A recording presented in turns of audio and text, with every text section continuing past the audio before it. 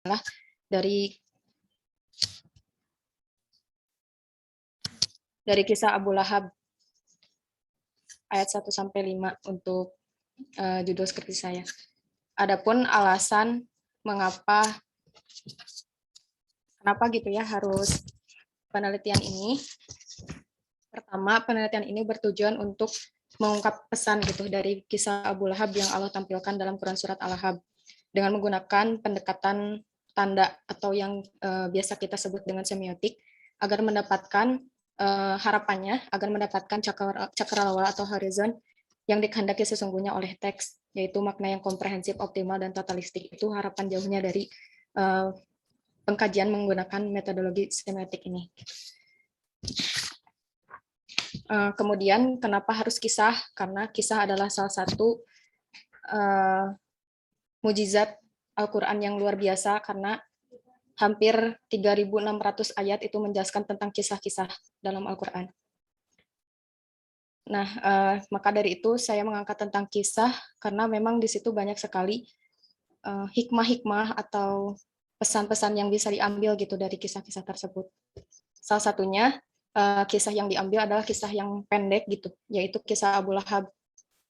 Kenapa kisah Abu Lahab? Karena dalam Abu Lahab ini Allah langsung menampilkan klimaks gitu dari siksaan yang diterima oleh Abu Lahab dan istrinya. Tidak dijelaskan secara runtut kenapa, apa latar belakangnya, apa kronologisnya gitu. Sekalipun kita mengetahui ya ada kronologis kejadian kisah ini hadir lewat asbabun nuzul, bukan diceritakan dalam Al-Quran secara runtut gitu.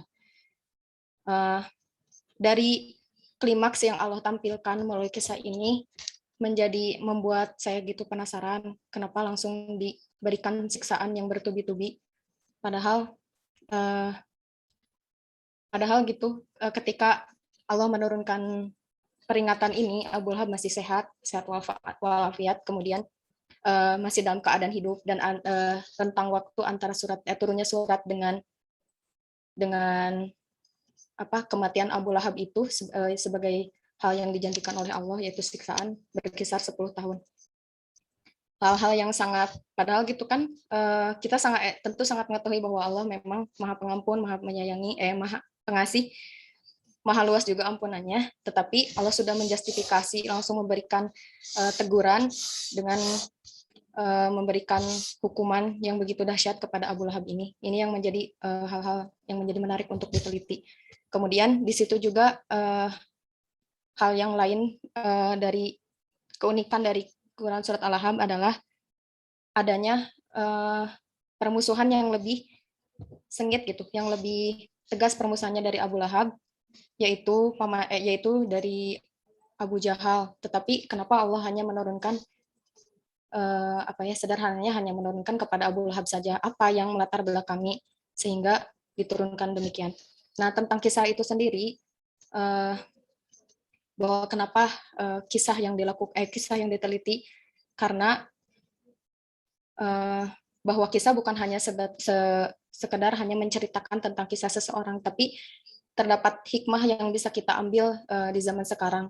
Karena dari kisah Abu Lahab ini tidak menutup kemungkinan bahwa kita atau siapapun akan menjadi Abu Lahab versi baru di zaman sekarang, yang dimungkinkan akan mendapatkan siksaan yang demikian yang ditimpakan kepada Abu Lahab, sehingga merasa tertarik gitu untuk dengan penelitian ini.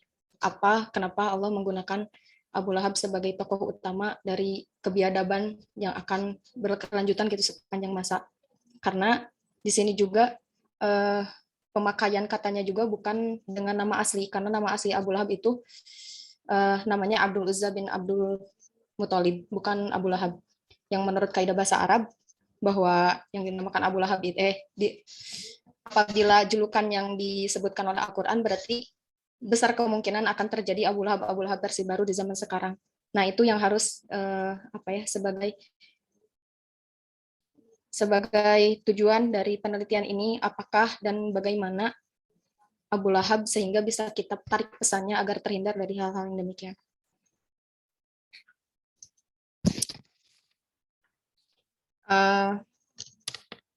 Lalu kenapa menggunakan metode semiotika, tidak metode pengkajian kisah yang lainnya yang sudah mafhum gitu di kalangan bahasa Arab, di kalangan Timur gitu, tidak menggunakan Barat gitu yang memang untuk skup di sini memang tabu.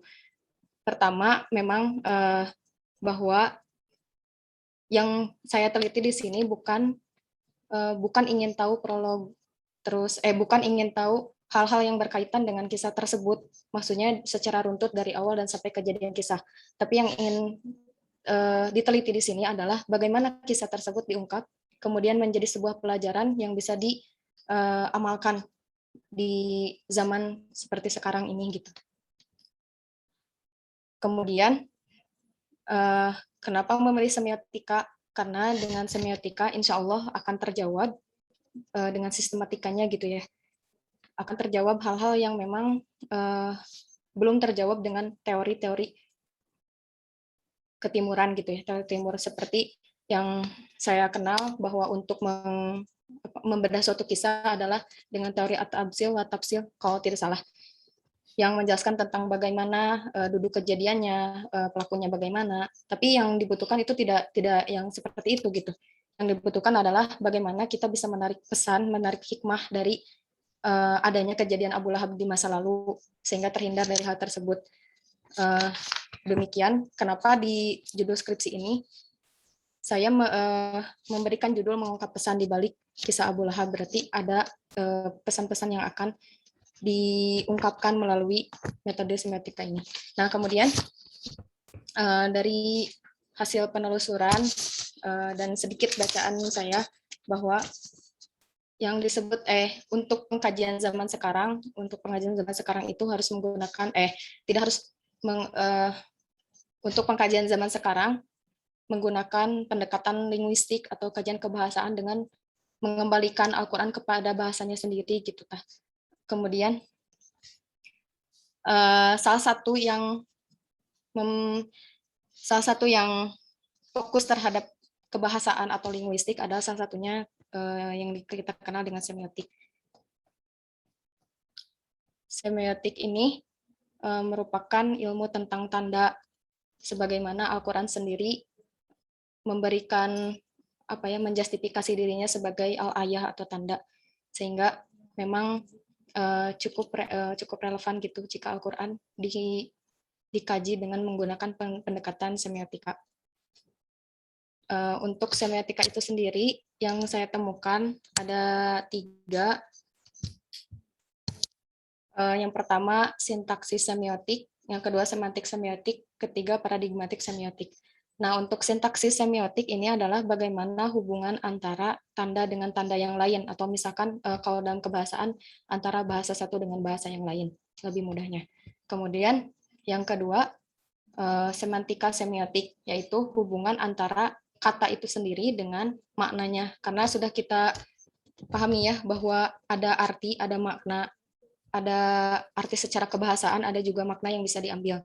Itu. Kemudian yang ketiga ada paradigmatik semiotik, yaitu bagaimana pandangan pembaca mengenai suatu teks yang ia baca gitu. Jadi adanya hubungan antara tanda dengan pembaca.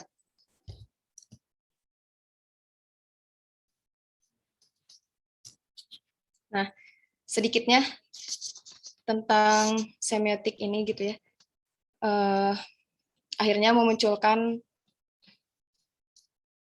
pengkajian terhadap semiosis Michael Ripater, yaitu seorang ahli kritikus sastra Amerika yang terkenal dengan karyanya Semiotic of Poetry dan menghasilkan gagasan dengan istilah semiotika superior.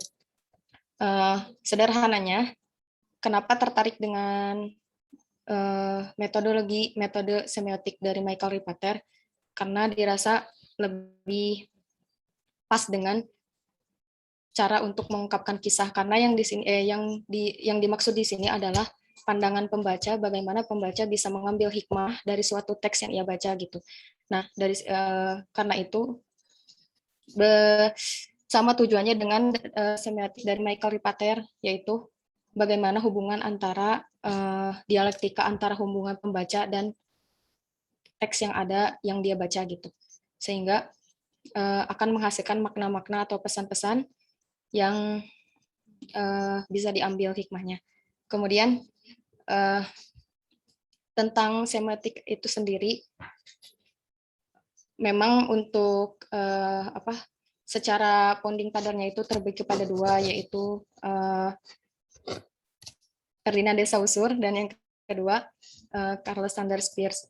Yang pertama, kedua founding father ini terpisah jauh gitu, yang satu di Eropa, Ferdinand de Saussure, dan satu lagi di Amerika. Yang tentu keduanya memang memiliki latar belakang yang berbeda. Semiotika Ferdinand de Saussure itu berlandaskan kepada kebahasaan,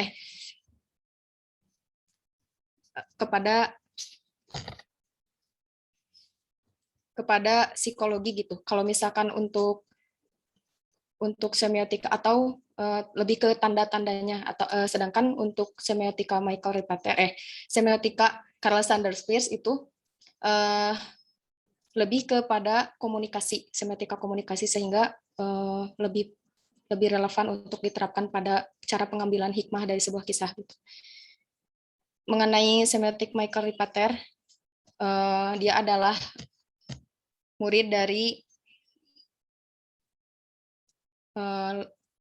Levi Strauss dan Roman Jakobson, yang keduanya merupakan bersambung dengan yang bersambung dengan Carl Sanders Peirce, yang artinya Michael Ripater ini memiliki ketersambungan dengan founding father yang dari Amerika tersebut gitu, sehingga semiotika yang digagasnya juga lebih mendekati kepada paradigmatik itu, bagaimana suatu teks, bagaimana dialektika antara suatu teks dengan pembacanya gitu, pandangan pembaca terhadap suatu teks, yang menjadi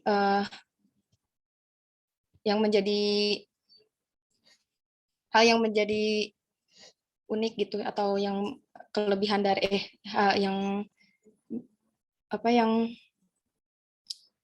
lebih dari Michael Ripater adalah bahwa dia memiliki semacam super reader, yang artinya bagaimana seorang pembaca dengan keilmuannya, bagaimana pun latar belakang keilmuannya, bisa membaca suatu teks berdasarkan pengalamannya. Jadi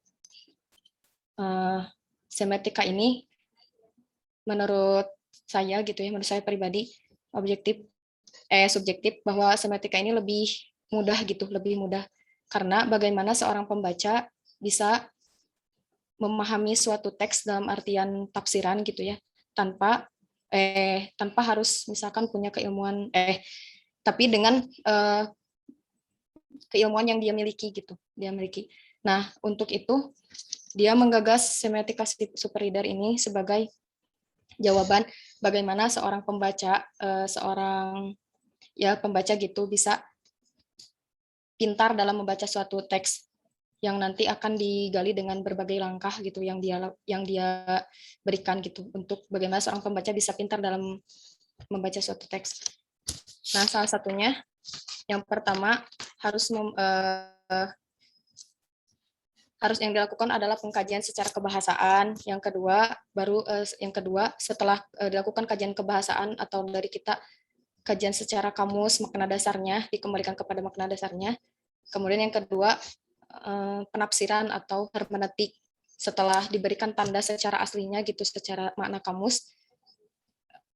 Yang kedua adalah dilakukan pemaknaan terhadap tanda tersebut atau arti yang sudah ada tersebut melalui hermeneutika atau penafsiran-penafsiran. Kemudian yang terakhir, yang selanjutnya setelah adanya makna dari secara linguistik itu, kemudian beralih kepada makna semiotik atau makna dari arti, makna dari makna, akan lahir lagi sebuah makna lagi dari hasil dua tingkat tersebut gitu, yang dinamakan dengan varian. Yang dari varian tersebut akan mengkerucutkan bagaimana pesan atau hikmah dari kisah tersebut gitu, dari objek yang diteliti. Kemudian dibantu dengan teks-teks lain seperti hipogram, munasabah ayat gitu. Nah, untuk dalam keislaman sendiri, sebetulnya karena ini adalah semiotika, ada teori barat yang memang tidak diperuntukkan untuk Al-Quran, Tapi ini juga sebetulnya digunakan untuk puisi atau sajak. Cuman kesini-kesini gitu digunakan untuk pengkajian Al-Quran, karena Al-Quran sendiri kan adalah sastra, adalah bahasa juga yang bisa didekati dengan semiotik. Sehingga kalau misalkan kita menggunakan metode teori ini, yang pernah dilakukan adalah pertama membuka makna-makna dari ayat tersebut secara makna kamus atau makna dasarnya. Kemudian yang kedua dilakukan makna secara lebih luasnya lagi atau lebih mendalamnya lagi dengan penafsiran. Yang ketiga, dari penafsiran tersebut diturunkan melalui hermeneutikanya, sehingga itu menjadi hasil dari bagaimana ayat tersebut memberikan pesan kepada kita gitu selaku pembaca.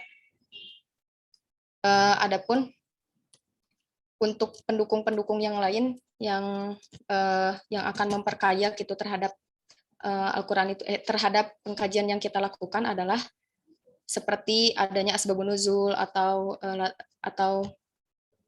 munasabah ayat yang sudah kita kenal ya, lebih familiar gitu di telinga kita.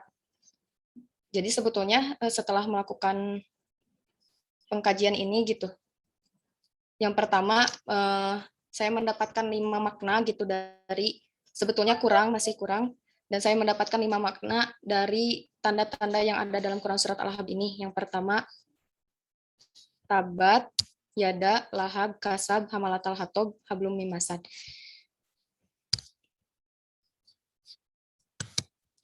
Nah, untuk tabat seperti yang sudah dijelaskan tadi ya, terdapat makna dasarnya. Yang pertama adalah kerugian. Kemudian bagaimana tabat tersebut bisa dimaknai, bisa memberikan makna yang lebih dari makna kamus tersebut. Melalui teori ini adanya perubahan gitu, pergeseran makna dari yang bisa dilihat bahwa tabat bermakna kerugian, tabat bernama celaka, kemudian berubah menjadi kepastian kerugian. Itu tidak segampang merubah seperti seenaknya merubah sesuai logika, tidak. Karena perubahan tersebut sudah diatur oleh Michael Ripater melalui teorinya bahwa perubahan tersebut harus berdasarkan bagaimana kalau di kita itu dikenal dengan ilmu balagohnya. Apa yang disebut dengan ilmu balagohnya, jika terdapat makna sastra gitu di situ atau balagoh, nanti bisa dipalingkan kepada makna yang lebih baru gitu dari penafsiran yang sudah dilakukan pada zaman dulu gitu kan. Jadi dari semiotika ini juga menggambarkan bahwa penafsiran kan tidak bisa ditutup secara tetap gitu, karena masih sampai zaman sekarang Al-Quran tetap akan selalu terus mengalami perubahan, terus mengalami dinamika gitu. Makanya dengan semiotika ini akan menghasilkan, insya Allah gitu, menghasilkan makna-makna baru yang lebih relevan dengan zaman sekarang gitu, lebih relevan, dan kita menyimpan apa-apa yang makna yang sudah diketahui oleh penafsiran yang sudah dilakukan oleh penafsir zaman klasik dulu. Nah, di sini kan contohnya bahwa dari celaka sebagai makna kamus dirubah karena ada di sini tuh disebut dengan metafora atau yang disebut dengan majaz gitu. Di sini disebut dengan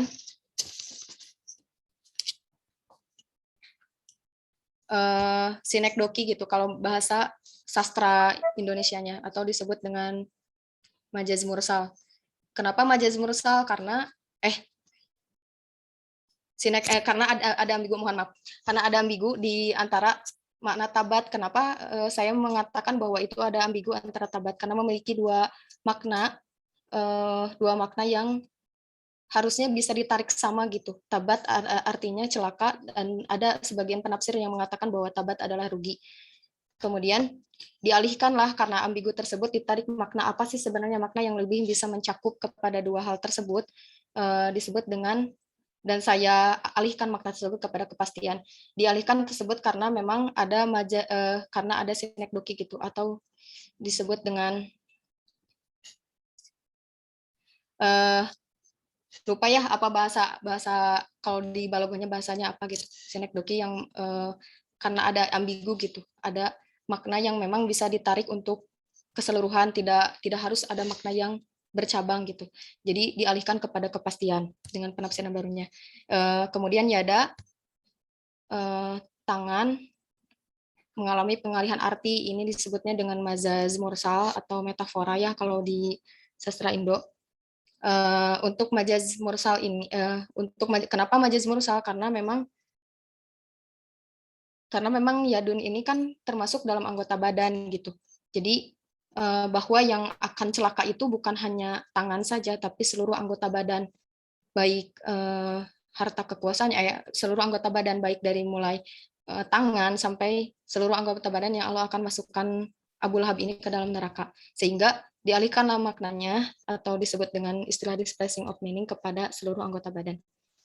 Kemudian tanda yang ketiga adalah lahab, yang artinya menyala. Secara kamus menyala. Ini mengalami pengalihan arti atau displacing of meaning kepada kobaran api. Kenapa? Karena lahab tersebut kan kalau kita melihat dari surat Al-Lahab bahwa kata Al-Lahab itu disebutkan 2 kali, tabat yada abi lahab, saya selana rondata lahab. Lahab yang pertama adalah lahab sebagai ungkapan bagi fisik Abu Lahab. Yang pertama diketahui bahwa Abu Lahab itu memiliki wajah yang kemerah-merahan sehingga disebut dengan lahab karena ketika kena sinar matahari kemerah-merahan. Kemudian dari sifatnya juga yang menggebu-gebu atau misalkan atau bisa disebut dengan sentimen gitu, marah, sehingga disebut dengan istilah lahab, Abu Lahab. Kemudian lahab yang pada ayat ketiga itu disebut dengan api neraka, sehingga karena kata lahab ini dua-duanya memiliki arti menyala, dialihkanlah kepada kobaran api. Karena yang menjadi alasan Abu Lahab, yang menjadi alasannya adalah bahwa Abu Lahab akan dimasukkan ke neraka gitu, melalui atau kobaran api yang menyala.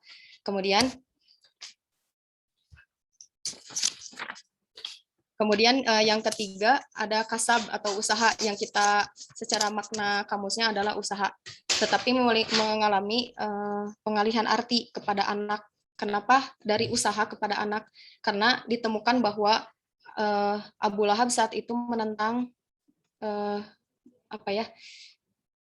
menantang Rasulullah SAW bahwa segala harta bahkan anak akan dia berikan gitu, akan dia lakukan untuk melancarkan permusuhan dia kepada Abu Lahab, sehingga Allah turunkan ayat ketiga ini ayat kedua ini, ma'agna anhu maluhu wa makasab. Jadi apa yang diusahakan termasuk usaha harta, usaha keluarga, usaha bahkan anak-anaknya yang dia banggakan untuk dijadikan kekuatan untuk memusuhi Rasulullah, itu benar-benar sia-sia gitu. Sehingga dari usaha ini dialihkanlah maknanya kepada anak. Kemudian keempat ada hamalatal hatob atau pembawa kayu bakar. Secara makna kamus memang itu disebut dengan pembawa kayu bakar, tapi mengalami pengalihan arti karena disebutkan dalam penafsiran bahwa pembawa kayu bakar adalah dinisbatkan kepada imro'atuhu, yaitu istri dari Abu Lahab, yang mana istri Abu Lahab tersebut merupakan seorang provokator atau penyebar fitnah yang sering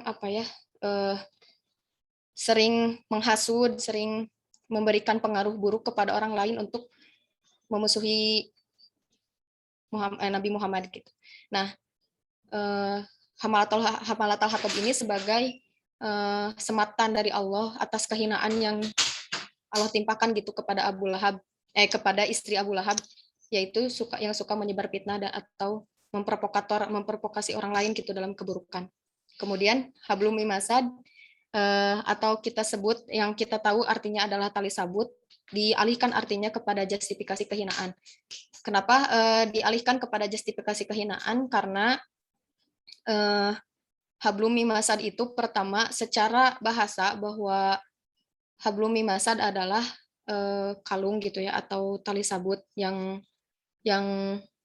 suka menghiasi atau ini leher gitu ya. Tapi di situ justru adalah letak kehinaan yang Allah berikan kepada istri Abu Lahab, karena atas perilaku dia sebagai penyebar fitnah, sebagai tukang hasut, sebagai provokator, lalu memberikan hinaan berupa diikat lehernya dengan tali sabut, atau yang dalam penafsiran disebutkan bahwa tali sabut di situ adalah, ada yang menyebutkan besi, ada juga yang menyebutkan tali, ada yang juga menyebutkan bahwa itu api neraka. Itu betul-betul kehinaan, karena seharusnya perempuan kan memang identik dengan perhiasan, identik dengan ya perhiasan dengan keindahan. Seharusnya kekalungan yang harusnya menghiasi leher dari Ummu Jamil atau Imro'atuh itu dihiasi dengan perhiasan yang bagus, tapi oleh Allah dihinakan bahwa dia akan dikalungi dengan tali atau besi atau api neraka yang akan melilit gitu lehernya. Nah, kemudian setelah kita dapati makna yang pertama, sudah jelas ya di sini makna secara kamusnya, terus pengalihan makna melalui penafsiran dan segi balagohnya gitu, sehingga bisa didapati gitu makna yang seperti ini. Kita mendapati apa sih yang menjadi hikmah gitu dari kisah Abu Lahab ini. Yang pertama, melalui teori Michael Ripater ini terdapat untuk menurunkan hikmah gitu, atau sebagai paradigma antara pembaca dengan teksnya. Yang pertama, harus dilakukan yang disebut dengan matriks atau kata kunci. Apa sih kata kunci dari penelitian ini gitu, atau surat ini?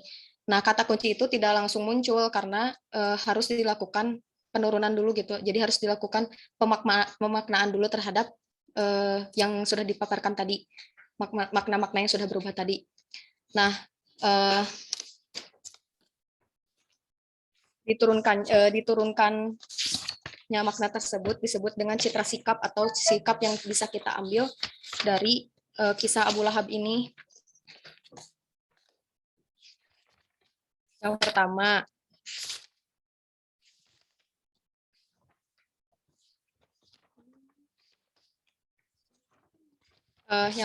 bahwa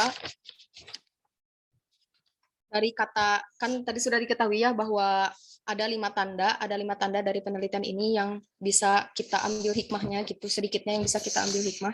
Yang pertama, dari kata yada dan tabat, bahwa setelah melakukan makna secara kamus, kemudian makna secara hermeneutik atau penafsiran, kita di sini dilakukan makna secara bagaimana seorang pembaca memaknai pesan-pesan tersebut. Yang pertama, dari kata yada dan tabat dimunculkan citra sikap sebagai berikut, yaitu balasan bagi orang yang memusuhi agama Allah dengan penuh kesombongan dirinya dan segala yang diusahakan, baik usaha menghindari azab Allah atau usaha dalam memusuhi agama Allah, akan ditimpa kerugian yang tidak akan memenuhi akhir, baik dunia maupun di akhirat. Karena setiap orang akan mendapatkan sebagai balasan dari apa yang dia perbuat. Kemudian dari kasab diturunkan lagi bahwa termasuk segala bentuk usaha, harta yang bergelimang, dan anak-anak yang dibanggakan tidak akan menghindarkan diri dari malapetaka gitu. Kemudian dari lahab, jadi sejatinya orang yang menggambarkan atau mengadaikan menjerumuskan dirinya ke dalam kebinasaan dengan masuknya ia ke dalam api neraka. Jadi bahwa api neraka adalah sesuatu yang Allah janjikan, dan Allah tidak akan menyalahi janji-janjinya. Kemudian untuk kata hamalatal hatom, merupakan sebuah hinaan yang Allah sematkan bagi orang yang suka memprovokasi, seperti yang tadi dijelaskan. Kemudian hablum mimasad adalah bentuk siksaan dan hinaan di mana leher yang seharusnya dihiasi dengan kekalungan atau perhiasan yang indah, namun tempat yang indah tersebut Allah hinakan dengan siksaan yang sangat pedih gitu ya. Nah, setelah dilakukannya penurunan dari dari pemaknaan terhadap ayat-ayat tersebut, baru diketahui bahwa inti dari kisah ini adalah bahwa ini adalah dari 5 ayat tersebut adalah indikator bagaimana kebinasaan yang menimpa seseorang itu disebabkan pertama perilaku memusuhi agama Allah, kemudian berlaku sombong, kemudian gemar menyebar fitnah, kemudian memperkosa orang lain dalam keburukan. Oleh karenanya gitu kita sebagai muslim menghindari hal-hal yang akan mengundang murka Allah dengan menjauhi sifat-sifat seperti di atas, karena sudah terdapat bukti binasanya seseorang disebabkan tidak mengindahkan hal-hal tersebut. Nah, jadi pesannya ya yang menjadi kata kunci dari turunnya siksaan Allah ada terhadap empat orang yang memiliki sikap satu yang sikap memusuhi agama Allah, dua yang selalu berlaku sombong, apalagi menutup diri dari kebenaran, ketiga suka menyebar fitnah, keempat suka memprovokator orang lain dalam keburukan. Yang mana siksaan tersebut yang Allah berikan kepada Abu Lahab ini pasti akan diberikan kepada orang-orang yang memiliki sifat yang sama seperti di atas gitu, sifat 4 yang tadi. Sehingga inilah kesimpulan akhir dari penelitian ini, bahwa yang menjadi indikator dari orang yang mendapatkan siksaan dari Allah sebagai sedemikian dahsyatnya seperti yang Allah timpakan kepada Abu Lahab adalah 4 hal tadi. Demikian yang bisa saya sampaikan. Lebih lanjutnya dikembangkan dalam diskusi.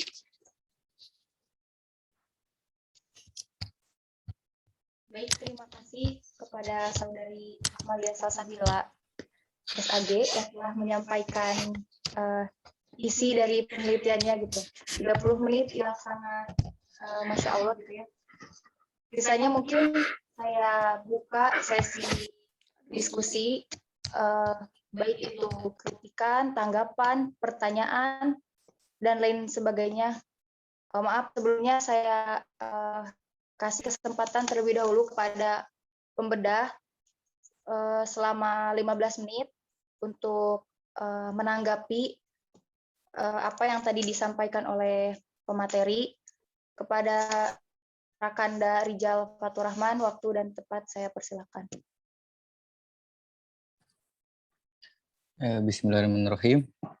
Masuk ya suaranya, kalau speakernya atau mikrofonnya kurang baik nanti dikomunikasikan. Ya, untuk kegiatan kawan-kawan ini bedah skripsi sesi pertama ya. Nah, saya apresiasi kenapa? Karena masih minim sebetulnya di beberapa daerah itu mengadakan bedah skripsi. Nah, mungkin kalau bedah disertasi itu sudah biasa. Disertasi karena jelas disertasi nggak mungkin setahun 2 tahun penelitiannya. 3 tahun itu paling sebentar, bahkan ada yang 10 tahun penelitian kan. Nah, hal ini mungkin untuk bedah skripsi adalah hal yang baru dan memang kita patut apresiasi. Karena bagaimana caranya jadikan wadah ini juga sebagai ajang pembelajaran di mana yang namanya pembelajaran, kita belajar itu ada transfer ilmu, transfer informasi. Nah, berarti ada hal-hal yang baru. Bagaimana caranya kita menemukan hal-hal yang baru, mengungkap hal-hal yang baru, bukannya yang udah usang. Ya, yang sudah usang itu menjadi dasar fondasi kita. Bagaimana caranya kita bisa mendapatkan hal-hal yang baru, bukan hanya yang sudah-sudah seperti itu. Karena mau tidak mau hidup kita moving, kita selalu maju dan berkembang. Nah, untuk pengembangan hal ini luar biasa. Dan untuk skripsi mungkin kawan-kawan di STIP Persis Garut ya, di STIP Garut, kalau berbicara tentang semiotika itu berbicara tentang linguistik. Jadi yang perlu dipahami adalah paradigma pertama, ya ini kita pasti berbicara tentang filsafat linguistik atau filsafat bahasa. Nah, maka dari itu yaitu paradigma awal yang harus kita pahami ya gitu. Kalau filsafat bahasa saya punya buku bagus rekomendasi mana ya? The Tree of Philosophy. The Tree of Philosophy. Jadi tebal lumayan nih bukunya, The Tree of Philosophy. Jadi di The Tree of Philosophy ini kalau bahasa Indonesianya itu nanti pohon filsafat. Pohon filsafat. Nah, nanti bisa cari ini di buku itu dijelaskan secara jelas. Kalau bicara linguistik, bagaimana paradigma linguistik itu dari mazhab strukturalis sampai mazhab post-strukturalis kayak gitu. Jadi di sana dijelaskan secara lengkap. Nah, terkait halnya tadi saya menanggapi juga pernyataan Pak Rizal SM menganggap bahwa kajian semiotika terhadap Al-Quran itu dianggap tidak biasa. Nah, sebetulnya ini sudah hal biasa sebetulnya untuk pengembangan ilmu pengetahuan gitu. Kenapa? Karena kita basisnya ilmu pengetahuan riset gitu loh ya, bicara data. Nah, bagaimana caranya yang namanya Al-Qur'an, yang apalagi akademisi-akademisi yang jurusan Al-Qur'an itu berbicara Al-Qur'an itu tetap sama. Ya, kita mengkaji teks yang harus kita teliti terus-menerus. Jurusan Al-Qur'an banyak, setiap angkatan harus buat penelitian. Nah, yang baru itu bukan teks ayatnya, tapi kita harus terus memperbaharui makna itu sendiri kayak gitu. Kita bisa lihat kayak gitu ketika penafsiran zaman Nabi, penafsir pertama zaman Nabi kita bisa bilang golongan Ibnu Abbas di awal-awal. Nanti setelah itu di masa pertengahan mungkin penafsirnya seperti apa, masa pertengahan lalu ke masa modern dan kontemporer itu pasti ada perbedaannya. Perbedaan pemahaman makna, pemahaman penafsiran. Tetapi itu mengkaji ayat Al-Qur'an yang sama seperti itu. Mengkaji ayat Al-Qur'an yang sama. Contoh seperti halnya kemarin surat Al-Maidah di Indonesia mungkin pernah viral tentang Pak Ahok membicarakan hal itu. Kenapa menjadi viral dan di Indonesia mungkin ketika berbicara surat Al-Maidah, Indonesia memiliki makna yang berbeda dengan negara-negara Eropa, dengan negara-negara Inggris, dengan negara-negara Timur Tengah. Kenapa? Karena surat Al-Maidah di Indonesia sudah punya pengalaman diviralkan oleh Pak Ahok. Jadi langsung ketika bicara surat Al-Maidah, paradigma orang Indonesia politik. Nah, makna ini sebetulnya yang harus kita terus pahami gitu. Ada hal-hal yang baru terus dalam hal makna. Ayatnya apa sama? Menggunakan surat Al-Maidah, di Indonesia surat Al-Maidahnya sama teksnya, di Inggris sama teksnya, di Timur Tengah sama, di Madinah sama. Tapi maknanya kok di Indonesia ada yang berbeda, ada unsur politiknya kayak gitu kan. Karena Pak Ahok kemarin pernah melakukan sempat viral tentang surat Al-Maidah tadi. Itu sedikit contoh. Nah, lalu berbicara tentang sebelum ke skripsi ya. Oke lah skripsinya dulu. Ya apresiasi kepada siapa namanya itu yang pembedahnya? Teteh Akmalia. Teteh Akmalia, saya apresiasi bisa menggunakan teorinya Rivater. Kenapa saya apresiasi? Karena ini bukan teori yang mudah, ini kompleks. Bahkan di S1 itu tidak diajarkan. Di S1 tidak dipelajari secara kurikulum, bahkan secara kurikulum itu di S2 tafsir, baik itu di Jakarta, di Bandung, di UIN Bandung, di Jogja, dan bahkan di Aceh dan segala macamnya. Bahkan hanya sedikit beberapa yang concern di semiotika. Nah, salah satunya Bandung, daerah Bandung, kalau kajian Islam yang di UIN itu banyak temuan-temuan semiotik, teks-teks semiotik, mengeluarkan teori-teori semiotik dari jebolan UIN Bandung, karena mereka fokus di linguistik. Nah, berbeda dengan Jogja tidak terlalu ke sana. Dan Jakarta pun tidak terlalu ke sana. Nah, dan juga ketika bicara tentang skripsi yang dilakukan oleh Mbak Akmalia, ada beberapa masukan sebetulnya, di mana ketika udah bagus skripsinya, cuman kalaupun memang skripsinya mau ditelusuri atau diseriuskan lagi untuk jenjang selanjutnya, bisa S2 atau dipersingkat atau diperingkas menjadi jurnal, ada beberapa hal yang harus memang dibenahi. Seperti halnya kita menggunakan teori Rivater, tapi ketika saya coba lihat daftar pustakanya itu tidak ada buku Rivater, itu yang pertama. Masih di jurnal-jurnal kan, masih di jurnal-jurnal.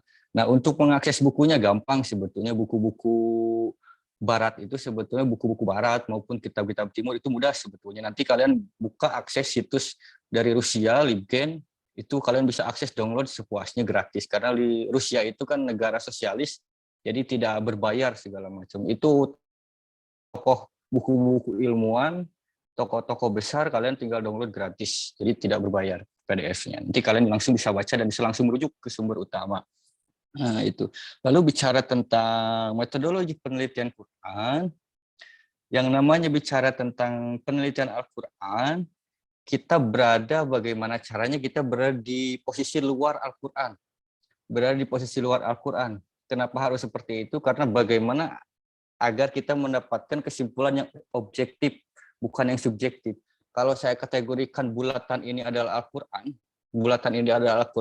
kita berada di luar sini untuk melihat secara general, secara utuh berada di posisi mana kita, bukan berada di tengah-tengahnya. Ketika di tengah-tengahnya kita nanti ada hal-hal yang itu sifatnya atau tidak objektif. Nah, itu jatuhnya nanti dakwah itu. Nah, dakwah dan meneliti itu berbeda. Ketika karakternya dakwah itu lebih baik kayak gitu. Cuman kita harus memisahkan antara subjektivitas dan objektivitas dalam penelitian. Karena penelitian itu harus diujikan di sidang lah. Kalau skripsi itu kan ada sidangnya, dipertanggungjawabkan, ada revisinya juga kan. Bisa jadi yang skripsinya asal-asalan revisi total bahkan ganti judul kayak gitu kan. Nah, ya itu lumayan lah problem. Dan kalaupun mau diteruskan, ada beberapa hal yang harus dihilangkan sebenarnya skripsi ini kalau mau diperingkas. Sebentar, baterai habis. Kalau mau diseriuskan ini bagus sebetulnya karena masih sedikit kajian rivater di lingkaran jurnal tafsir. Ya, kalau mau dijadikan jurnal ada beberapa skripsinya yang harus dihilangkan seperti halnya definisi Al-Quran itu apa, terus definisi kisah secara umum apa. Nah, itu tidak perlu itu. Orang-orang sudah tahu definisi Al-Quran apa, Quran diturunkan ke siapa, untuk apa, kisah itu untuk apa dan segala macam. Nah, kalau mau diringkas itu dihilangkan, itu tidak perlu seperti itu. Kalau mau diseriuskan. Nah, lalu juga ketika masuk di semiotiknya, pengaplikasian semiotika rivater, sebetulnya saya sedikit concern juga di semiotik. Beberapa hasil tulisan saya juga berbicara tentang semiotik. Salah satunya juga skripsi. Skripsi saya menggunakan semiotika, tapi bukan rivater. Saya menggunakan semiotika Roland Barthes. Itu Perancis. Dan kemarin juga jurnal saya menggunakan semiotika lagi, yakni semiotika Julia Kristeva. Jadi semiotika intertekstual. Nah, kebetulan tesis saya juga menggunakan semiotika, tapi saya kolaborasikan dengan hermeneutik. Jadi hermeneutika semiotika Paul Ricoeur, itu Jerman. Nah, jadi mengamati secara linguistik. Nah, terkait halnya semiotika yang digagas oleh Rivater, sebetulnya secara umum saya ingin menggambarkan kalau bicara semiotik, kita membicarakan dua mazhab sebetulnya. Membicara dua mazhab, yakni mazhab Perancis dan mazhab Amerika. Mazhab Perancis nanti ada Ferdinand de Saussure, dan mazhab Amerika ada Charles Sanders Peirce. Nah, Charles Sanders Peirce membahasakannya dengan istilah semiotika. Nah, kalau Ferdinand de Saussure suka menyebutnya dengan istilah semiologi. Nah, istilah yang sama tapi beda tokoh. Nah, beliau itu Ferdinand de Saussure dan Charles Sanders Peirce itu satu zaman tapi tidak pernah bertemu karena beda negara. Nah, yang mau kita telusuri mazhabnya, sanadnya, secara keilmuan kita ke Ferdinand de Saussure. Kenapa seperti itu? Karena Ferdinand de Saussure itu lebih ke linguistik teks, lebih ke semiotika teks. Kalau Charles Sanders Peirce itu lebih ke komunikasi. Nah, nanti anak-anak komunikasi, anak-anak KPI itu biasanya menggunakan semiotika juga, tapi ke semiotika mazhab Amerika, yakni mazhab Charles Sanders Peirce. Nah, banyak kayak buku-bukunya tentang semiotika ini ada, walaupun udah pada hilang buku semiotika saya karena dipinjam. Ini salah satu semiotika. Ini buku semiotika. Nanti Mbak Akmal harus punya.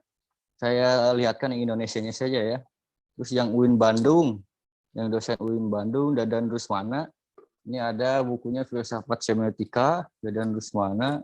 Lalu yang spesifikasi ke Quran juga karya UIN Bandung, itu Wildan Taufik, itu semiotika Al-Quran. Nanti Wildan Taufik yang fokus di semiotika Al-Quran. Walaupun Pak Wildan Taufik sebetulnya alumni Jogja juga, alumni UGM. Nah, sama UIN Jogja sebetulnya buku Pauwil dan Taufik ini ada beberapa kritikan kalau sama mahasiswa-mahasiswa Jogja karena ada beberapa teori yang menurut kami mahasiswa Jogja itu sedikit kurang relevan atau kurang tepat gitu. Nah, itu secara umum tentang semiotika. Nah, bicara Rifater juga ada hal-hal yang memang harus dipahami berbeda dengan semiotika sebelumnya. Kalau berbicara Rifater, Teh Akmal seharusnya memahami dulu semiotikanya Jacobson. Karena semiotikanya Rifater muncul karena kritikan pemikiran semiotikanya Jacobson. Nah, pemikiran semiotikanya Jacobson itu hanya menyasar atau melihat bagaimana makna arti secara formalnya saja, secara arti formal, tidak melihat secara makna. Makanya di semiotika Rifater itu ada istilah pembacaan hermeneutik kayak gitu. Nah, ada unsur sosialnya, ada unsur subjektivitasnya kayak gitu. Nah, dalam hal kajian dalam skripsinya sebetulnya sudah lumayan bagus ya, cuman tahapan-tahapannya yang perlu diperdalam dalam artian tahapan pengaplikasiannya. Karena ada beberapa tahapan dengan asumsi yang tadi kan kalau kalau Rifater itu kan memiliki bagaimana kalau gini semiotik. Kalau Ferdinand de Saussure kan kita bicara tanda semiotika. Kalau Ferdinand de Saussure itu bicara tanda dengan istilah signifier. Itu juga begitupun Roland Barthes. Nah, kalau Rifater itu mengistilahkan dengan meaning dan signifiance. Meaning itu artinya arti dan signifiance adalah makna. Arti dan makna itu berbeda. Makna itu adalah bagaimana kita yang memberi makna. Nah, makanya di semiotikanya Rifater itu dikenal dengan semiotika super reader. Super reader itu maksudnya ada kekuatan si pembaca.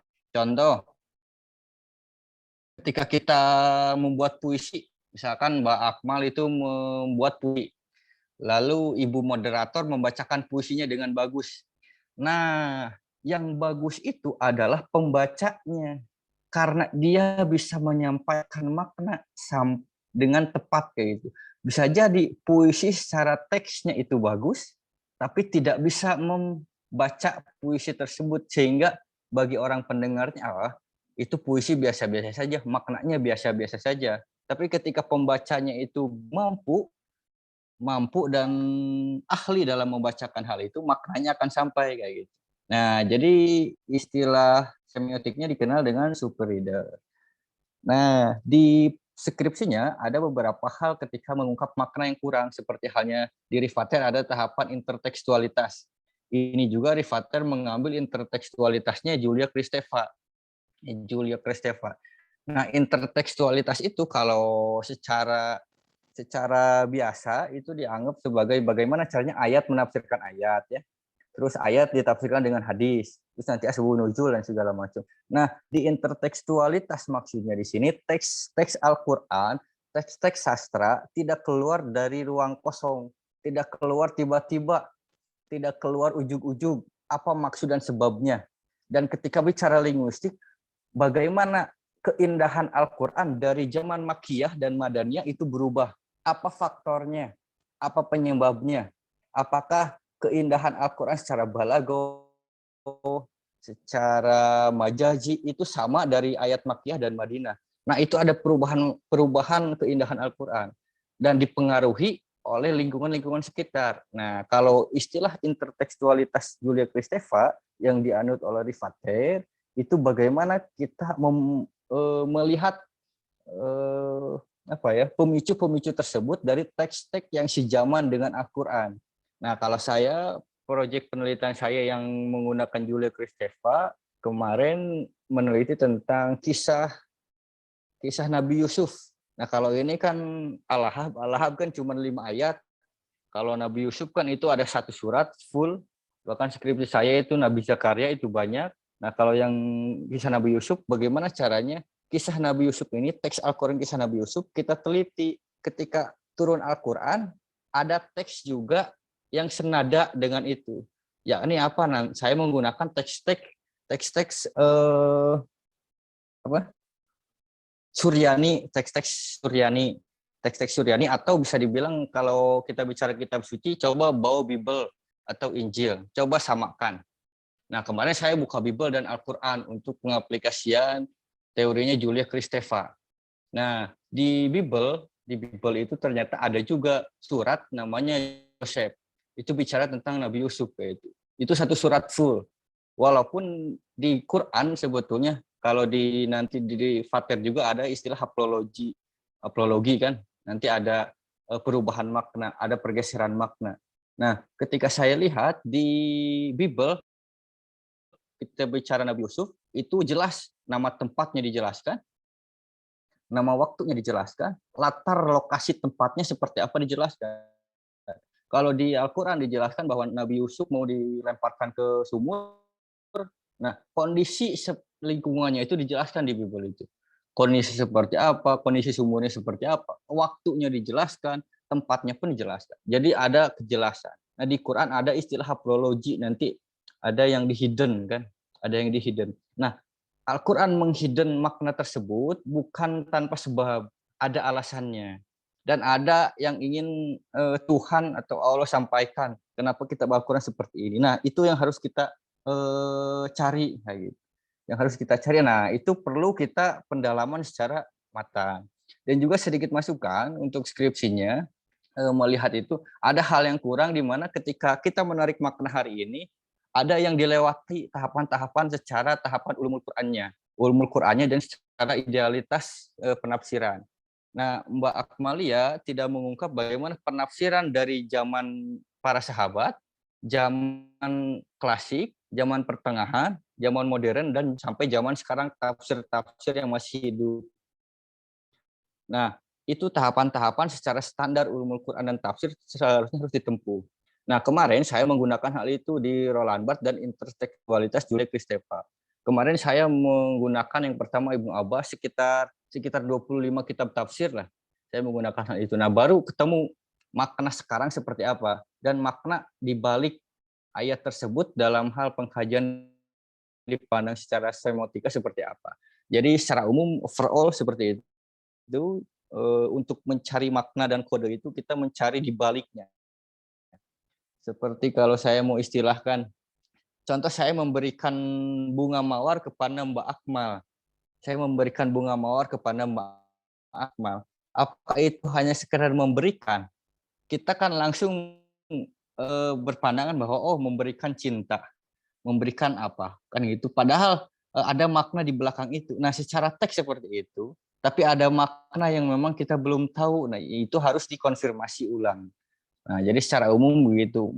Secara tidak sadar kita dalam kehidupan sehari-hari sudah menggunakan model-model semiotika dalam kehidupan sehari-hari.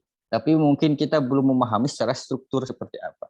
Nah, itu mungkin lebih jauhnya nanti kita explore lebih jauh. Kalau ada pun pertanyaan-pertanyaan, itu sedikit masukan-masukan saya untuk Mbak Akmal. Yang pertama, lebih dikuatkan lagi nanti teori semiotikanya dengan rujukan yang primer langsung, rivaternya dan kitab-kitab tafsirnya.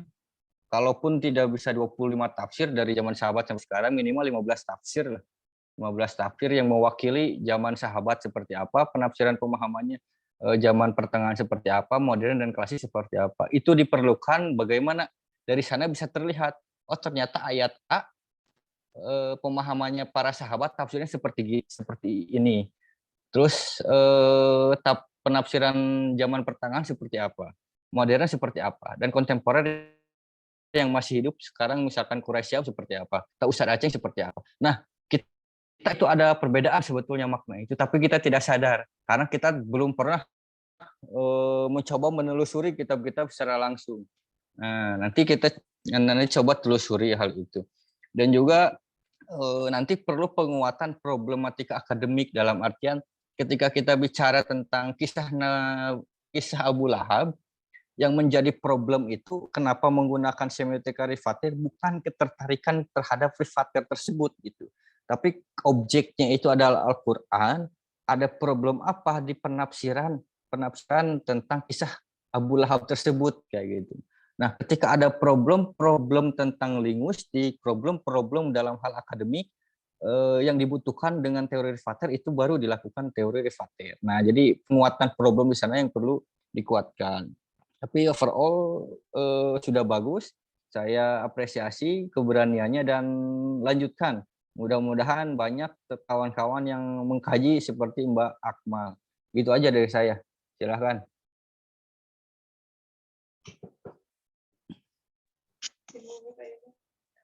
Baik, terima kasih kepada Rakanda Rizal Faturrahman yang telah menyampaikan tanggapannya, kritik, dan sarannya mungkin ya. Selebihnya saya buka sesi diskusi selebar-lebarnya. Sudah saya sampaikan tadi di awal bahwa dalam diskusi ini bukan hanya tanya jawab dalam artian audiens bertanya, kemudian pemateri menjawab, dan seterusnya. Tapi silakan saja bagi rekan-rekan yang lain, jika ingin menanggapi, silakan sampaikan saja begitu tanggapannya seperti apa, atau bantahannya, dan lain sebagainya. Dimulai dari sekarang sampai maksimal 60 menit ke depan. Saya persilahkan kepada yang ingin bertanya atau menyampaikan tanggapannya. Langsung saja dibuka itu audionya, langsung saja sebutkan namanya dan sampaikan tanggapannya seperti apa. Saya boleh tanya ke Teh Akmalnya nggak?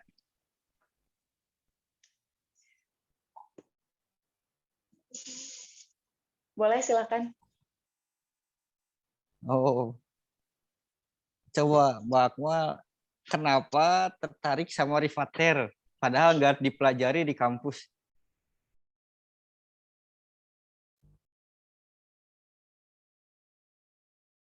Jadi dipelajari nggak di kampus teori rifatir? Oh, enggak belajar studi tokoh gitu. Nah, coba kenapa bisa tertarik kok pakai di skripsi? Uh, awalnya mah cuman lihat-lihat doang, lihat-lihat dari Roland Barthes gitu, dari Ferdinand Saussure yang kayak gitu. Lihat-lihat contoh skripsi, pas menemukan yang skripsi dari UIN Jogja, yang dari Teh Parah siapa gitu, yang kemarin sama, tetapi menggunakan bukan tentang kisah, kalau nggak salah, sama juga prodi ilmu Quran tafsir, kalau nggak salah, tahun 2020, yang menggunakan objeknya adalah tentang poligami. Dari situ dilihat gitu, sederhananya lebih dalam pandangan saya kok lebih mudah gitu daripada semiotika yang lain gitu. Sederhana aja kan. Ya. Ya, padahal semiotika rifatir itu rumit. Jadi ya pertama Ferdinand Saussure itu punya tahapan, dikembangkan sama Roland Barthes jadi tanda tingkat 2. Nanti Jacobson kan, Julia Kristeva, Theo Quinn nanti Jerman, lalu nanti rifatir sebenarnya di akhir, makanya ada hermeneutik. Tapi bagus. Semoga nanti tertular yang lain pun berani out of the box gitu. Dan mudah-mudahan di kajian Al-Quran ini nggak melulu kita bicara tentang tafsir tahlili. Agar untuk pengembangan ini juga ada anak bimbingan saya, Rijal Asad, kan sama ilmu Al-Quran tafsir juga di Jogja. Dia mengkaji ayat-ayat Al-Quran lingkungan. Jadi dia menggunakan teori deep ecology. Jadi lingkungan itu nggak hanya sekedar hanya bercocok tanam, lalu ada nilai-nilai religiusitas. Nilai-nilai religiusitas di mana itu ada dasar ketauhidannya seperti itu. Nah, mudah-mudahan nanti setelah selesai kita bisa bedah juga sharing bersama. Silahkan, lanjut lagi kalau ada yang nanya.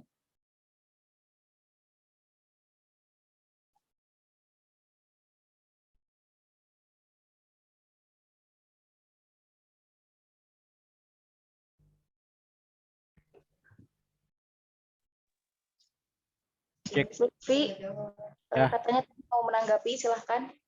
Slot sudah tersedia untuk Anda. Baik. Suaranya terdengar tidak? Sudah, ya terdengar. Baik, bismillahirrahmanirrahim. Mungkin ini sependek pengetahuan saya begitu ya. Saya ingin menanyakan terlebih dahulu, sebelum kepada lebih jauh mengenai semiotik tokoh yang disebutkan, begini. Di dalam tradisi keilmuan Islam ada yang namanya ilmu tafsir atau qawaid tafsir begitu.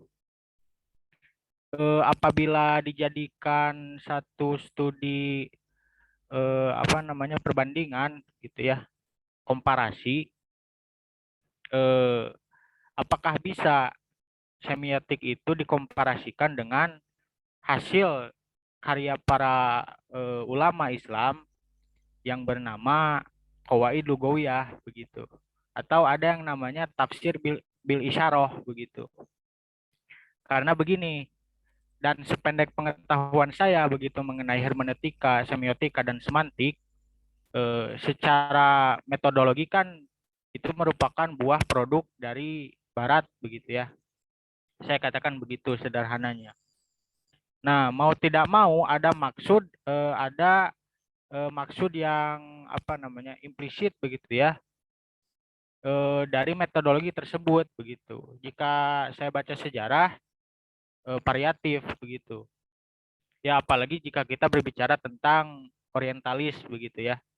Jika kita berbicara tentang orientalis, dan banyak juga para ulama atau bahkan para cendekiawan muslim yang pro kontra terhadap pengaplikasian hermeneutik atau ya saya sebutkan semiotik terhadap Al-Qur'an. Meskipun teksnya sama, namun nanti memang tafsirnya berbeda begitu. Nah, kan yang menjadi nilai itu bukan atas perbedaannya begitu, akan tetapi validitasnya begitu. Yang saya ketahui tidak ada objektif subjektif seperti, mohon maaf, mungkin tadi Rijal Fatur Rahman katakan begitu. Apabila sudah framework itu sudah terbangun secara Islami, maka seorang mufasir itu tidak akan melihat objektif subjektif, akan tetapi sudah menjadi inherent kedua hal itu begitu, karena asasnya itu sudah jelas gitu. Asasnya itu Islam sudah jelas gitu. Jadi meskipun disebutkan subjektif objektif, bisa dikatakan begitu, tetapi dasarnya sudah jelas begitu, metodologinya sudah teruji begitu, dan hasilnya pun tidak akan, mohon maaf ya saya sebutkan, tidak akan menyimpang. Seperti mungkin saya sebutkan ya, ada di dalam buku yang saya baca mengenai hermeneutika dan tafsir Al-Quran karya Pak Adian Husaini. Beberapa hal yang saya baca itu mengenai seks misalkan ya, mengenai pernikahan sesama jenis misalkan. Itu teksnya sama Al-Quran, akan tetapi kenapa penafsirannya menjadi menyimpang dari logika syariah begitu. Nah, ini bukan buah dari ulama mufasir dalam tradisi keilmuan Islam, bukan. Akan tetapi orang-orang seperti, mohon maaf saya sebutkan, Pak Amin Abdullah misalkan, yang memiliki gagasan kalau tidak salah hermeneutika pembebasan kalau tidak salah. Nah, itu merupakan buah dari pikiran seperti itu begitu. Maka yang saya tanyakan, kenapa harus semiotik begitu? Padahal di dalam tradisi keilmuan Islam itu ada qawaid lugawiyah gitu. Ada yang namanya tafsir bil isyarah begitu. Begitu mungkin yang ingin saya tanyakan, dan mungkin sedikit tanggapan dengan keterbatasan keilmuan saya. Terima kasih. Jazakallahu khairan katsira.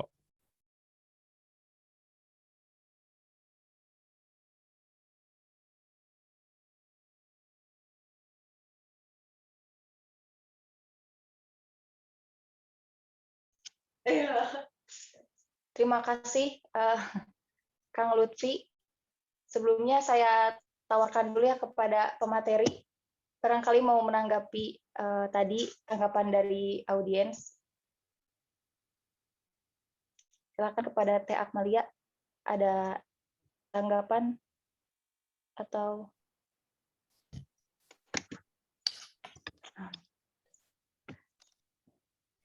Untuk lebih jauhnya karena keterbatasan juga kepada yang lebih ahli saja, Rizal. Rizal Samsul dari Monggo silahkan, Mbak Akmal dulu. ditanggapi. Mangga dari Rizal dulu aja.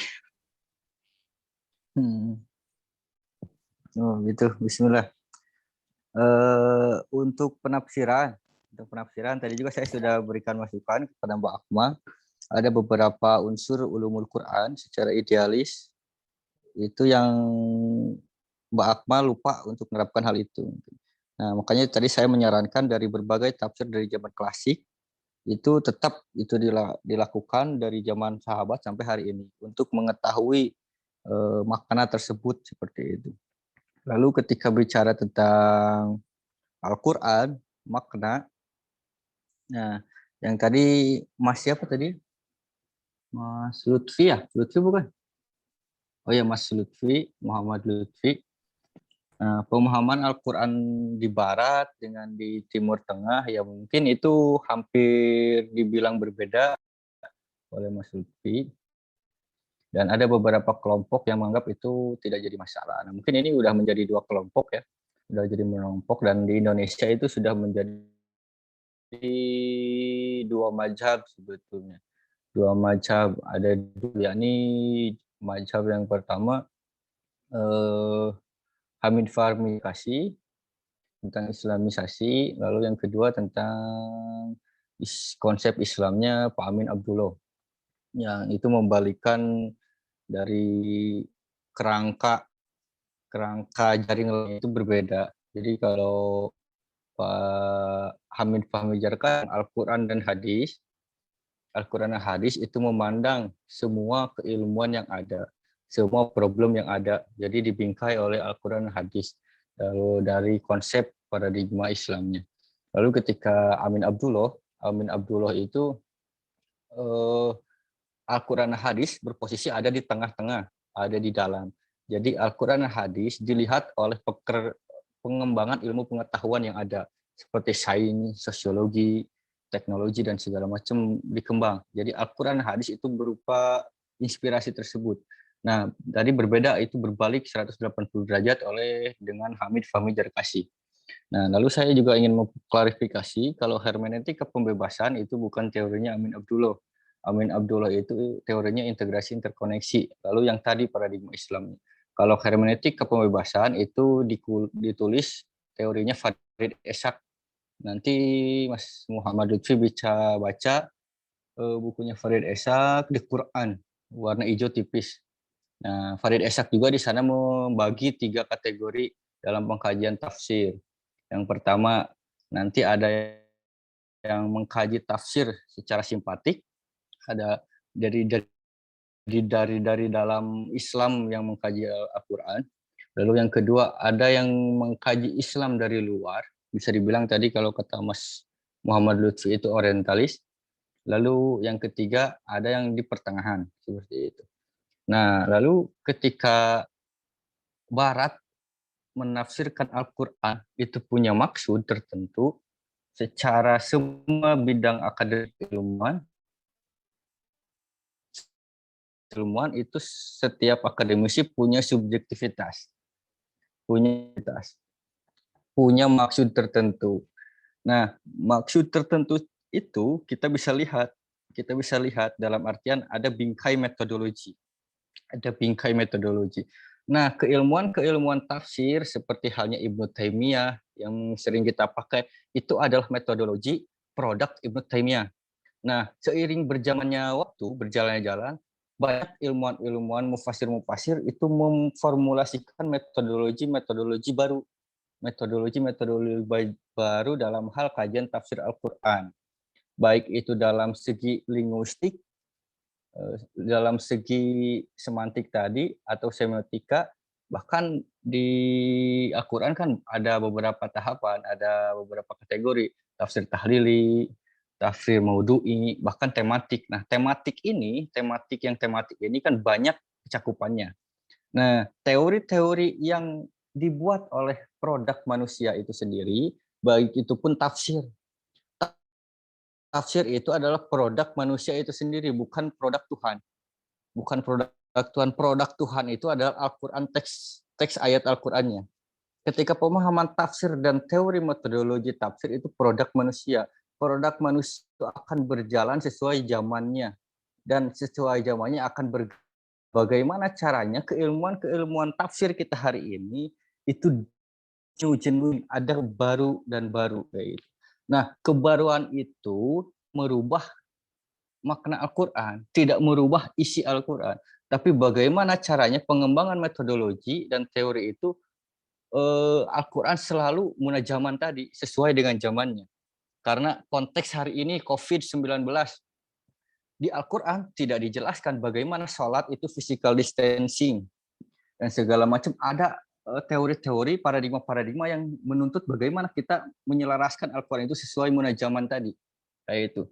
Nah, maka dari itu kita selayaknya mau secara tidak sadar kita memiliki tanggung jawab sebagai sarjana ilmu Al-Quran tafsir untuk lebih memahami metodologi tadi tersebut kayak gitu. Seperti halnya saya mau kategorikan seperti istilah Makki Madani. Istilah Makki Madani.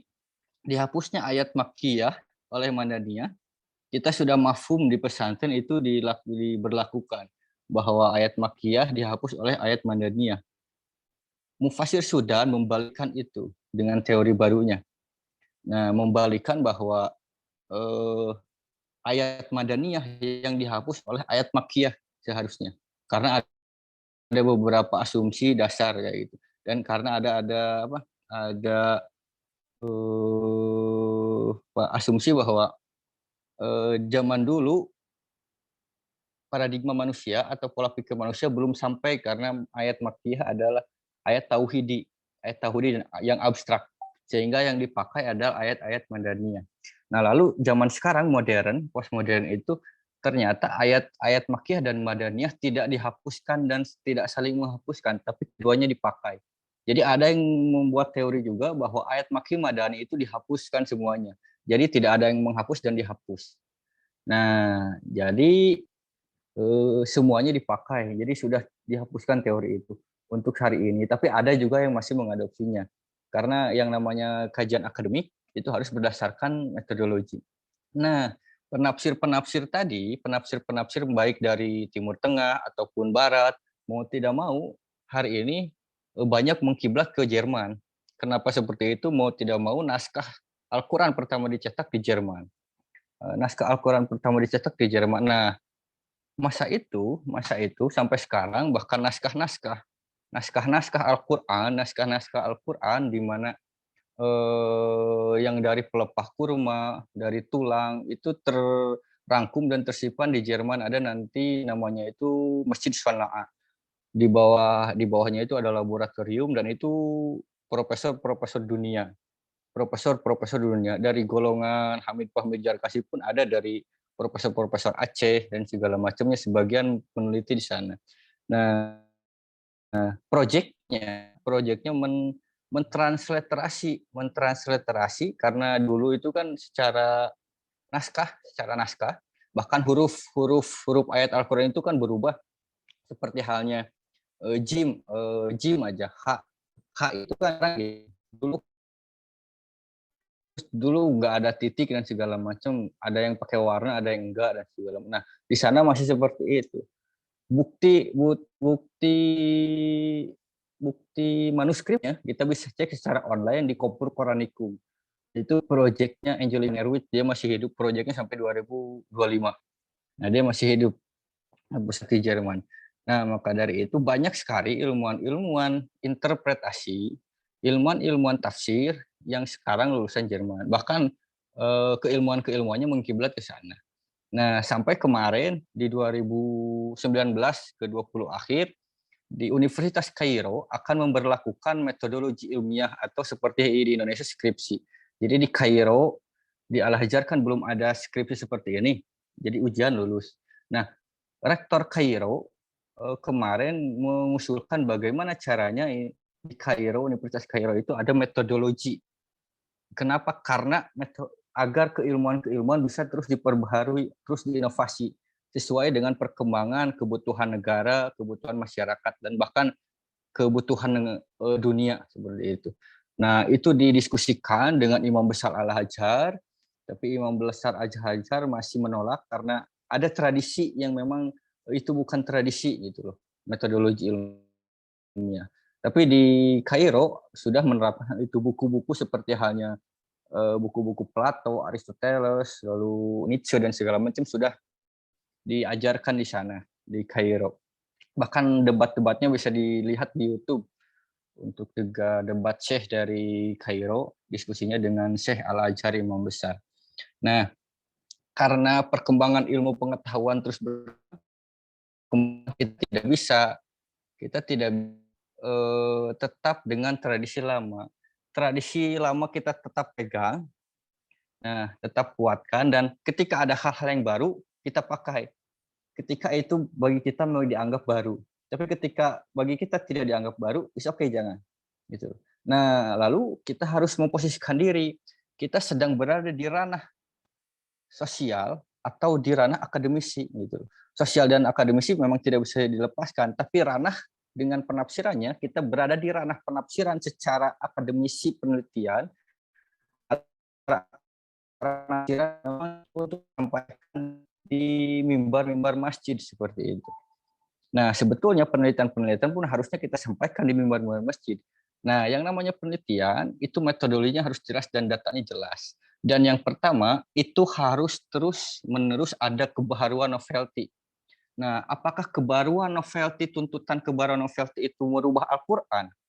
Nah, kalau merubah Al-Quran berarti semua sistem kurikulum Indonesia itu tujuannya untuk merubah Al-Quran. Karena tujuan skripsi, tesis, disertasi itu harus ada novelty-nya, kebaharuannya.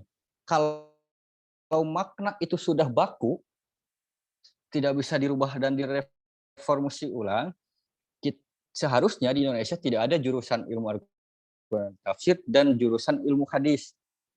Nah, maka dari itu karena adanya jurusan itu tujuannya untuk memberikan inovasi baru, maka tugas kita semua untuk memberikan kebaruan-kebaruan hal itu. Nah, hari ini pun juga banyak sebetulnya yang dari barat belajar ke timur, yang dari timur belajar ke barat. Bahkan di Indonesia pun sama seperti itu. Nah, jadi intinya dalam hal pemahaman tafsir Al-Quran, yang dikaji itu adalah pemahaman tersebut dan cara memahami ayat tersebut kayak gitu. Jadi cara memahami ayat tersebut seperti apa, kita pun selayaknya harus paham bagaimana caranya barat itu memahami ayat Al-Quran dengan paradigma seperti apa, begitupun nanti di timur. Sebetulnya pengklasifikasian timur dan barat itu sudah lama usang kayak gitu. Sudah lama tidak diperbincangkan kembali kayak gitu karena itu sudah kajian yang kuno. Nah, tapi selayaknya gitu kita harus paham paradigmanya seperti apa. Untuk apa? Harus ada perbedaan lulusan akademisi sarjana tafsir dengan lulusan santri tafsir atau lulusan pesantren. Lulusan pesantren ketika melihat beberapa fenomena keagamaan seperti COVID hari ini, yang dulu awalnya sholat itu berdempetan, tiba-tiba sekarang tidak berdempetan, lalu merasa aneh. Nah, orang-orang lulusan sarjana tafsir ketika melihat fenomena seperti itu sudah tidak merasa aneh, dan dia sudah bijak, oh karena kita punya pikiran seperti A. Dan ketika orang-orang sarjana melihat ada penafsiran yang berbeda, itu sudah tidak gegeran lagi atau tidak tidak, kalau bahasa netizen, tidak nyinyir. Kenapa? Karena orang sarjana tafsir sudah paham. Ketika pemahamannya menafsirkan menjadi B, oh pemahaman akar paradigmanya seperti ini. Dasarnya muaranya dari mana? Nah, pakai buku apa, metodologi apa. Dan ketika ada pemahaman B, muaranya dari mana, pakai metodologi apa, teorinya apa. Lulusan sarjana sudah tidak gagap dan tidak geger lagi melihat perbedaan fenomena tersebut. Nah, harus ada perbedaan dengan lulusan santri tadi yang mungkin belum secara metodologi itu diperdalam. Nah, itu mungkin sekilas. Nanti lebih lanjutnya baiknya kalau bisa dibuatkan kajian antara timur dan barat itu lebih matang kayak gitu. Jadi nanti diundang tokoh-tokoh yang memang nanti bisa kalaupun siapa tafsir itu seperti halnya Lam-Lam Pahala yang fokus di tafsir bisa diundang, bisa saya komunikasikan. Lalu ada kawan saya yang di Madinah. Jadi biasanya saya kalau minta kitab ke dia yang di Madinah, di Al-Hajar juga ada. Dan nanti ada juga dosen di Malaysia, teman saya. Nanti bisa nanti diundang. Nah, kemarin juga saya komunikasi dengan Ustadz Irfan Hakim yang kemarin selesai doktoralnya di Malaysia. Alhamdulillah beliau tentang hal itu juga merasakan di sana metodologi itu sangat kuat kayak gitu dan bahkan mensupport kawan-kawan yang mengkaji Al-Quran dengan metodologi dan penguatan metodologi di sana kayak itu agar pemahamannya bisa lebih baru. Nah nanti bisa coba diundang, nantilah saya coba WA untuk memberikan pengantar tafsir juga. Ustadz Irfan Hakim, doktoral dari Malaysia ya, kemarin selesai doktoralnya. Dan kalaupun nanti perlu diadakan kajian Timur dan Barat, nanti saya undang orang-orang yang dari Madinah langsung, dari Al-Azhar dan segala macamnya. Begitu mungkin. Monggo kalau ada tanggapan yang lain. Dan semoga jangan puas Mas dengan tanggapannya gitu.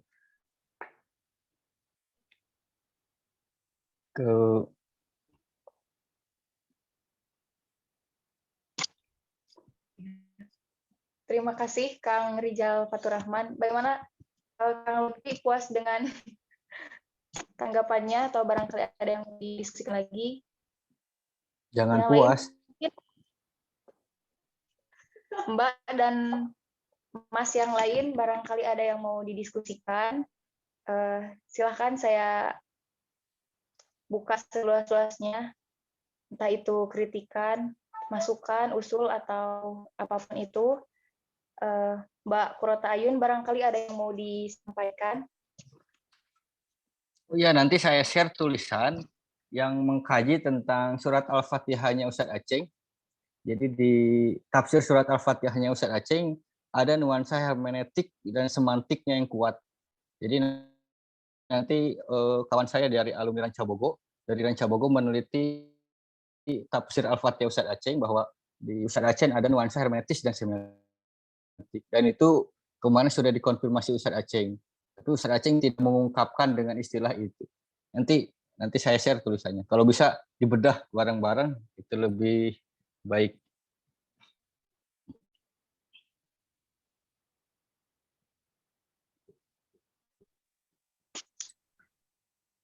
Mbak Kurota Ayun atau Kang Abdurrahman ini mahasiswa pasca ilmu Al-Quran Tafsir UIN Jogja sama UIN Bandung.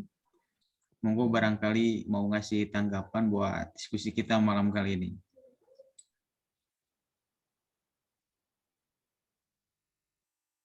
Itu Kurota Ayun itu penelitian tentang rifatir. Oh, monggo Mbak, mumpung sekalian satu pembahasan berbagi ilmu.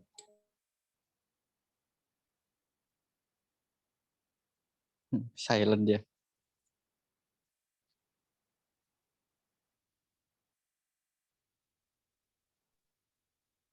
Halo? Nah. Ya Mbak, ada Mbak. Sorry, saya dari belakang tadi.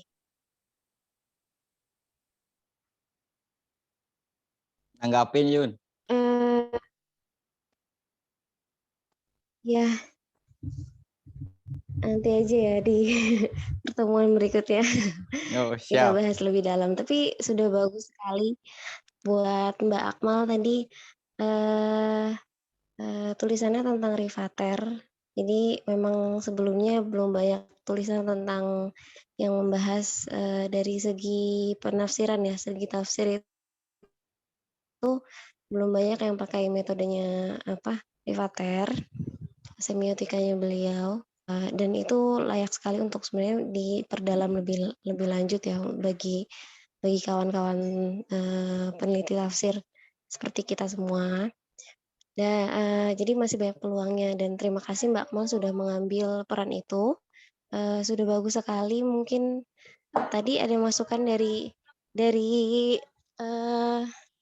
Kang Rijal, dari Kanda Rijal ya manggilnya ya. Ya, nanti saya belum dapat itunya ya, bacaan tulisannya Mbak Akmal. Tapi jadi sepertinya sudah cukup bagus yang tadi Mbak Akmal lakukan. Nanti kita perdalam lagi ya Mbak ya. Oke, nanti soal rifatnya,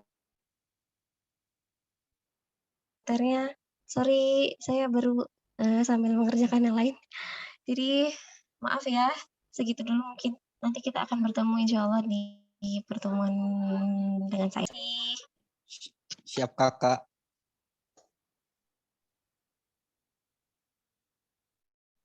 Itu Rijal Asad tuh. Nanggapin. Silakan Mas, barangkali mau menanggapi. Mas Rijal Asad itu.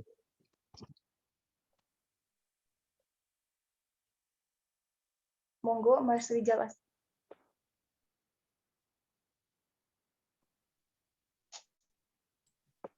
Kalau enggak itu Kang Itu Abdurrahman. masih ada Rijal Asad. Kalau enggak Kang Abdurrahman itu mahasiswa ilmu Quran, tafsir, pasca sarjana UIN Bandung.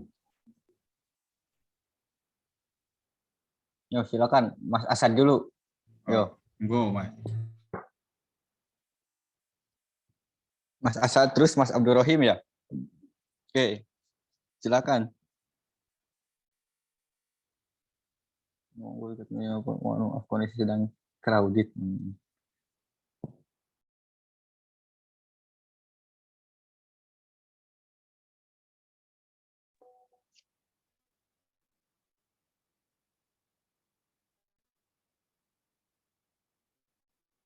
Yang lain barangkali atau Kang Rijal Samsul barangkali mau menanggapi.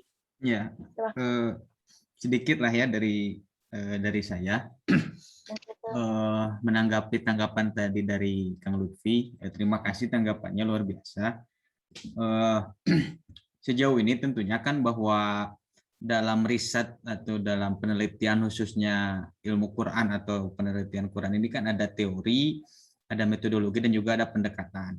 Nah, ketika pendekatan yang digunakan adalah pendekatan semiotik, teori yang digunakan dalam skripsinya Teh Akma ini kan Michael Ripater. Nah, dalam pendekatan Islam itu kan tidak ada satu teori, satu metodologi ataupun satu pendekatan yang memang bisa mengkaji Islam secara komprehensif gitu.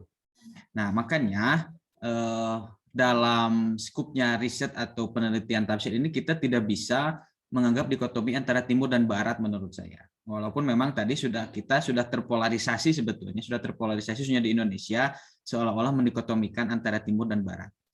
Sampai saya secara pribadi ini membuat kelompok kampus lah ya di Indonesia, kurang lebihnya itu ada memang ke dalam 3 kelompok menurut saya. Nah, yang pertama ada kampus yang secara paradigma keilmuannya itu ya pure ke timur gitu, kajian turosnya itu yang sangat kuat gitu. Sehingga anti sekali dengan barat. Nah, misalkan saya kasih contoh misalkan Ma'had Ar-Royah atau misalkan Livia di Jakarta. Nah, menurut pemahaman saya itu kan pure kajiannya di timur dan tidak mengkaji barat sama sekali. Nah, ada juga nanti kelompok yang kedua yang mengkaji timur dan barat. Nah, kemudian itu kan mengkritik lah ya, mengkritik kajian-kajian di barat. Nah, saya kasih contoh misalkan seperti Unida Gontor ataupun misalkan UIK Bogor. Nah, ini yang memang terkelompokkan orang-orangnya misalkan banyaknya di INSIS. Nah, namun kemudian nanti ada juga yang ketiga yang menggunakan misalkan teori timur dan juga menggunakan teori barat. Nah, tapi tidak lantas mengkritik teori barat itu sendiri. Nah, tapi digunakan. Nah, misalkan seperti UIN lah ya, seperti UIN. Misalkan UIN Jogja. UIN Jogja itu kan yang risetnya dengan basis teori timur itu banyak. Yang kajiannya turosnya itu kan banyak. Nah, namun yang barat juga tidak sedikit gitu. Nah, tidak lantas mengkritik timur dan barat dan tidak menganggap dikotomi antara timur dan barat. Nah, tentu dalam dunia akademik ini menjadi satu kekayaan metodologi, karena itu kan satu teori, satu metodologi atau satu pendekatan itu tidak ada yang bersifat abadi gitu kan. Nah itu kan teori itu akan apa ya istilahnya, akan tidak berlaku atau berhenti keberlakuannya ketika ada muncul teori yang baru. Nah, itu yang pertama. Kemudian yang kedua, ketika misalkan tadi antara semiotik dengan kajian logoh gitu ya, kajian logoh dalam penafsiran Al-Qur'an, bahwa tentu dua-duanya ini adalah metodologi yang bisa digunakan untuk mengkaji Al-Qur'an. Nah, kemudian teori ini hadir, kedua-duanya teori ini hadir tentu memiliki latar belakang masing-masing gitu loh. Maksud saya seperti ini. Ketika misalkan Rivater mengungkapkan atau melahirkan satu teori, misalkan tadi Superreader ya, Superreader itu. Tentu ini kan ada satu latar belakang. Bagaimana latar belakang sosial, latar belakang akademik, latar belakang politik, siapa guru yang memengaruhi, bagaimana kondisi sosial, historis dan lain sebagainya, sehingga ia bisa melahirkan satu teori yang seperti itu. Nah, misalkan kaitannya dengan para ulama yang memiliki satu teori juga, misalkan teori Maudu'i misalkan yang dilahirkan dari seorang ulama bernama Al-Farmawi ya, Abu Hayy Al-Farmawi. Nah, tentu kan Al-Farmawi ini ketika menciptakan satu teori tafsir Maudu ini pasti ada latar belakang bagaimana kondisi sosialnya, kondisi politik kenegaraannya, kemudian bagaimana kegelisahan intelektualnya, siapa guru yang memengaruhinya, sampai ia menciptakan satu teori itu. Nah, kemudian misalkan ulama kontemporer sekelas Quraisy Shihab juga kan menggunakan teori Maudu'i, tapi saya kira akan ada titik perbedaan antara teori yang digunakan oleh Al-Farmawi dengan Quraisy Shihab. Nah, karena ini lahir karena tentunya ada latar belakang yang berbeda. Nah, makanya lahirnya satu teori ini kan tidak serta-merta gitu loh. Kalau tadi Kang Rijal menyampaikan pemaknaan yang dilakukan oleh Rivater itu tidak serta-merta lahir dari ruang kosong gitu. Nah, makanya ketika pemaknaan saja tidak lahir dari ruang kosong, apalagi ini satu teori yang besar. Nah, teori pengkajian Quran atau hadis dan sebagainya itu tidak bisa lahir begitu saja.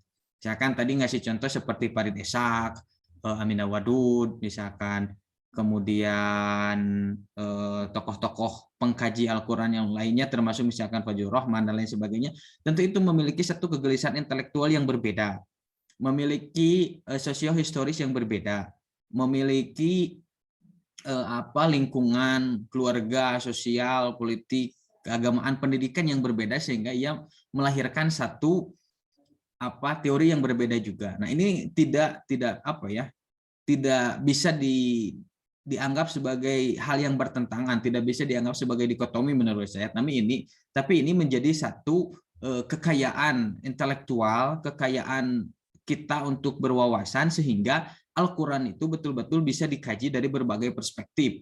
Nah, gitu. Kalaupun misalkan tadi sudah dijelaskan bagaimana teorinya Pak Amin Abdullah dengan integrasi interkoneksi itu sebagai antitesis lah, katakan seperti itu, dari islamisasi ilmu. Nah, namun dalam dunia keilmuan saya kira itu hal yang wajar ketika satu teori dikritik oleh teori lain, dibantah oleh teori lain. Nah, ini tidak kemudian nanti menjadikan satu benar satu salah atau subjektif, objektif dan lain sebagainya. Karena menurut saya pribadi bahwa kriteria subjektif dan objektif itu menjadi satu sisi subjektivitas juga gitu loh. Itulah mungkinlah dari saya ya.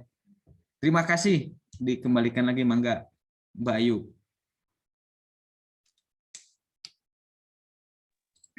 Dikit. Tadi dari Rijal SM, saya mau mengklarifikasi tentang imarat. Tentang imarat yang itu mazhab timur. Saya mau Roya, Libya. Oh, tadi imarat bilangnya kan. Nah, kalau imarat kan itu AMCF ya. Karena saya juga alumni sana. Kalau di Jogja itu nanti ada Ali bin Abi Thalib kan. Nah, saya alumni sana. Di semester awal ya kita pasti bicara tentang menghafal kitab Baina Yadaika, itu pasti, itu kitab awal. baina yadaika. Tapi di mustawa akhir, apalagi ketika saya bertemu dengan donatur utamanya itu Syekh Huri, dia stylish sekali, stylish dengan jeansnya, dengan kaos dan badannya yang sispek lah, bisa dibilang Syekh Huri. Nah, beliau malah terbuka tentang pemikiran hal itu. Bahkan ketika melihat ada yang kuliah 2 di lain tentang metodologi tafsir, hadis, bahkan yang bahasa Arab atau usul dan segala macam, mereka terbuka. Bahkan ketika festival-festival Al-Quran pun bagaimana ketika bisa mengoneksikan. Jadi dulu pernah saya dengan Syekh Huri, program akhir itu membuat festival Al-Quran di Mahat Ali bin Abi Thalib. Nah, di sana kan ada manuskrip dan segala macamnya. Bagaimana caranya bisa mendatangkan hal itu dengan koneksi-koneksi, mau tidak mau Syekh Huri yang mengoneksikan ke dunia barat gitu. Nah, bagi saya kalau di Ali bin Abi Thalib nggak tahu ya kalau di Ali Marot gitu. Kalau di Ali bin Abi Thalib karena masih di bawahnya MCF itu integrasi keduanya begitu. Walaupun ada fase tahapannya. Oh, orang-orang yang mustawa akhir yang diperkenalkan. Oh, orang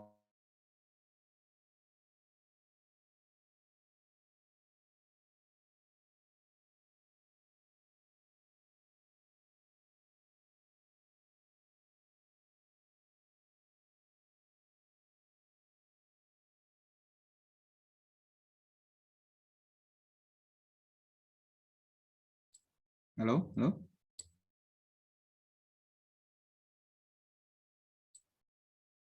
Halo, Ja?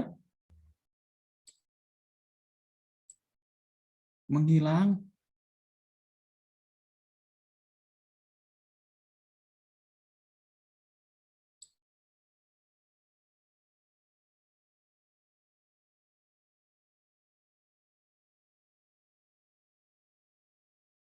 Sepertinya ada kesalahan teknis.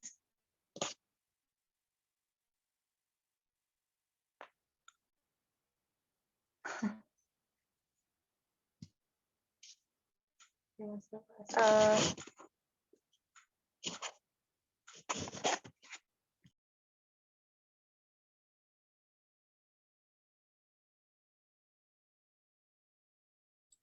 Yang lain dulu, Masih ada waktu sebentar lagi nih. Silakan yang lain barangkali ada yang mau menanggapi. Sesi diskusi saya tutup pukul 9.45, jadi masih ada beberapa menit lagi untuk teman-teman yang ingin diskusi terkait kajian kita atau diskusi kita kali ini.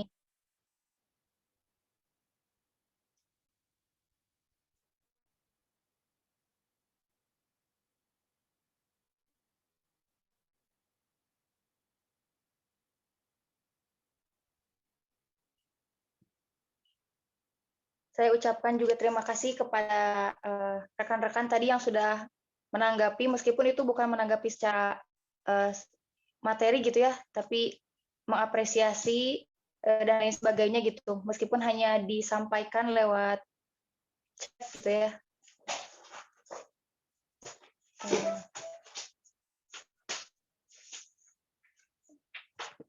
Kalau tidak ada yang mau menanggapi, mungkin diskusi dicukupkan sampai di sini. Untuk terakhir kali saya tanyakan kembali kepada teman-teman, barangkali ada yang mau menyampaikan, saya persilahkan. Kalau tidak ada, saya kasih kesempatan kepada pemateri, Saudari Akmalia Salsabila untuk closing statement pada diskusi kali ini. Alhamdulillah.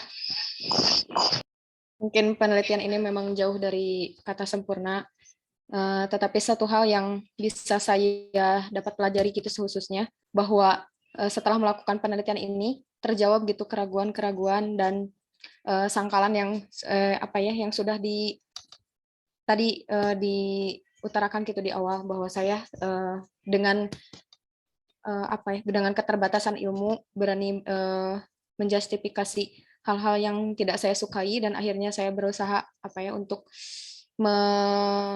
mendalami lebih lanjut ilmu tersebut, dan pada akhirnya ketika sampai di titik akhir ini saya tidak menemukan sependek gitu ya dari penelitian yang kurang sempurna ini, jauh dari sempurna ini, saya tidak menemukan hal-hal yang jauh gitu dari hal yang saya duga gitu. Maksudnya dari hal yang saya khawatirkan tentang liberal yang kayak gitu, atau misalkan menyalahi dari Al-Quran itu sendiri. Karena memang pengkajian yang digunakan juga memang disesuaikan dengan keilmuan yang kita punya, sekalipun memang tentang teori Michael Ripater ini kan dikhususkan awalnya untuk pengkajian sastra.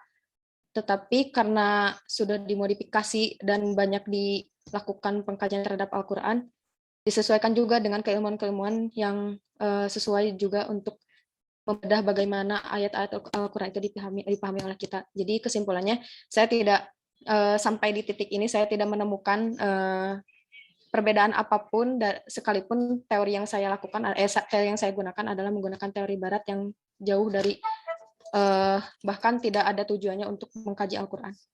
Mungkin saya ucapkan terima kasih untuk seluruh peserta yang sudah menyimak, yang memberikan masukan juga, terlebih kepada pembedah yang memberikan masukan yang luar biasa.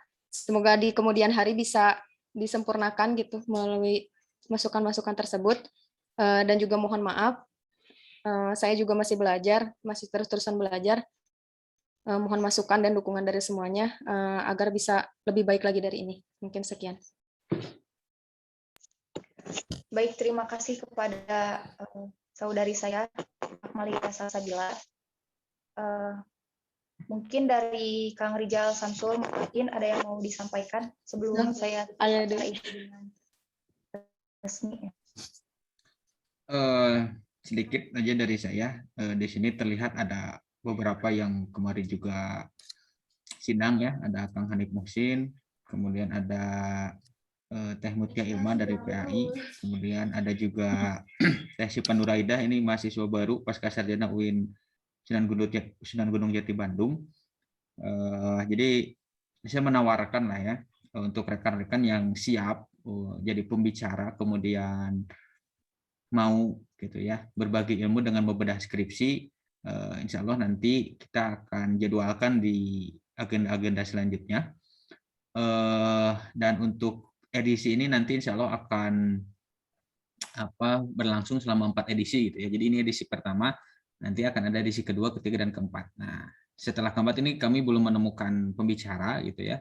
Jadi kalau yang berkenan nanti Teh Mutia atau Kang Hanif atau Teh Syifa atau Kang Rijal Hasad ya, siapa saja nanti yang berkenan untuk jadi pembicara, membedah tulisannya, hasil risetnya dengan skripsi, insya Allah kami fasilitasi dan kami carikan pembedah yang relevan lah ya, itu keilmuannya sesuai dengan judul yang diangkat oleh rekan-rekan sekalian.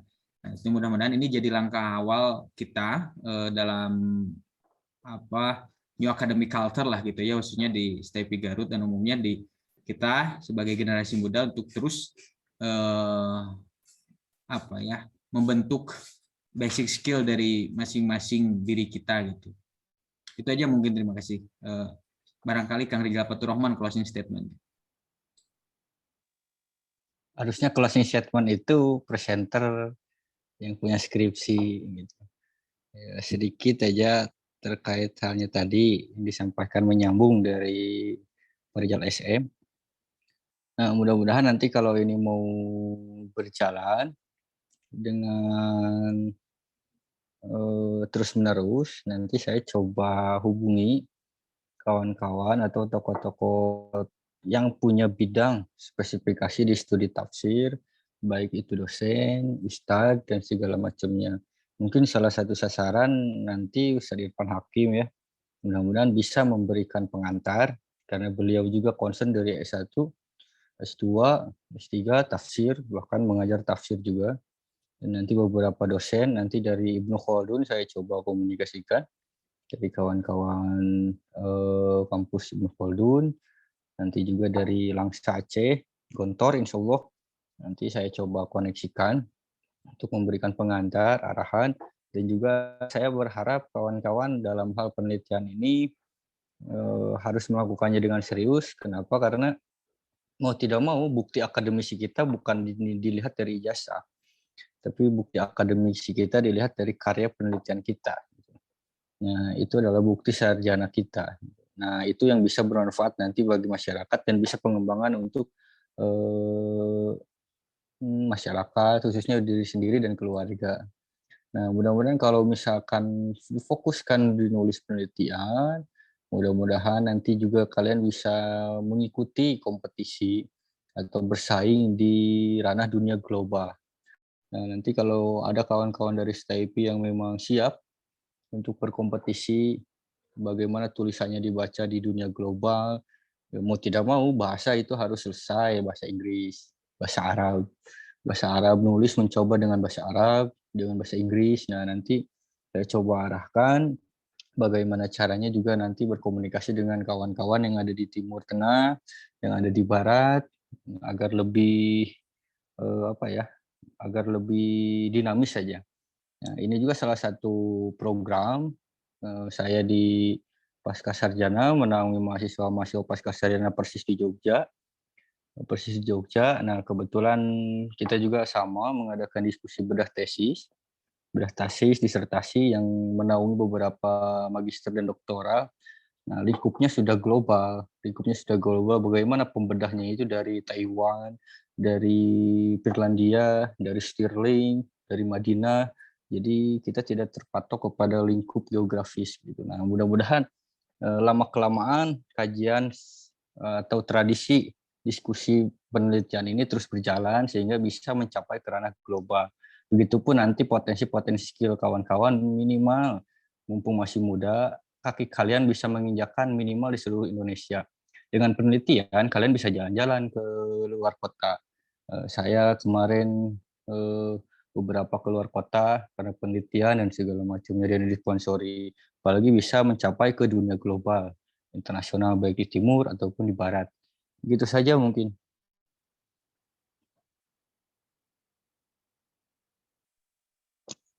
Baik, terima kasih kepada Kang Rizal Faturrahman, Kang Rizal Mutakin, dan rekan-rekan semuanya, terutama kepada saudari saya, Akmalia Salsabila, yang telah memaparkan hasil penelitiannya.